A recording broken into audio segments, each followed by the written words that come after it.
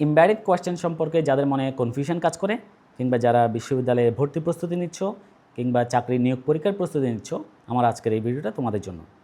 চলো আমরা 2 নম্বর প্রশ্নটি সমাধান করি। Identify the correct sentence. সঠিক বাক্যটি শনাক্ত করো। এখানে কোন বাক্যটি সঠিক তা বুঝতে হলে আমাদের ইমব্যারেড কোয়েশ্চেন সম্পর্কে স্পষ্ট ধারণা প্রয়োজন।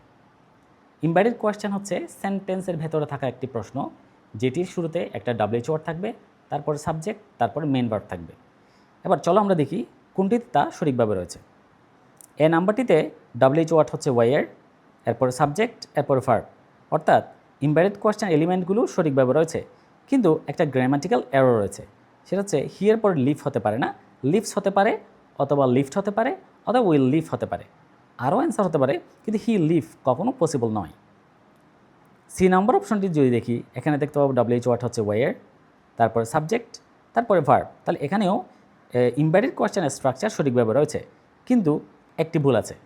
সেটা হচ্ছে হি হ্যাজ বিন লিভড, এটা প্যাসিভ ভয়েসে, অথচ হি বলতে যে মানুষটাকে বোঝানো হচ্ছে তিনি বসবাস করার কাজটা করতে পারেন, অর্থাৎ এটা অ্যাক্টিভ ভয়েসে থাকতে হবে।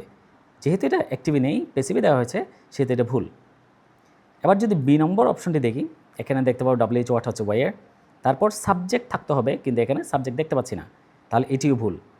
ডি নম্বর অপশনটি দেখো, ওয়ার WH ওয়ার্ড, তারপর সাবজেক্ট হি, ভার্ব হচ্ছে লিভস, হি এর পর লিভস হতে পারে, এবং এখানে ইমব্যারেড কোয়েশ্চেনের এলিমেন্টসগুলো সঠিকভাবেই রয়েছে। তাহলে এই 4টে অপশনের মধ্যে সঠিক উত্তর হচ্ছে ডি নাম্বার। আশা করি আজকের এই ভিডিওতে ইমব্যারেড কোয়েশ্চেন সম্পর্কে তোমাদের স্পষ্ট ধারণা তৈরি হলো।